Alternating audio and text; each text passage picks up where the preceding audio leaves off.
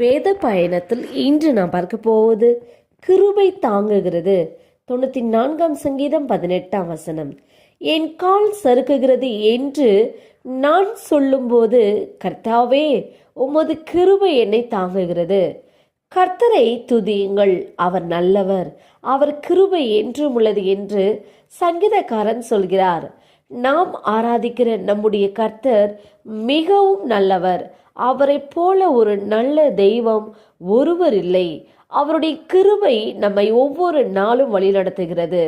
சங்கீதக்காரன் இவ்வாறாக சொல்கிறார், என் கால் சறுக்குகிறது என்று நான் சொல்லும்போது கர்த்தருடைய கிருபை என்னை தாங்குகிறது என்று.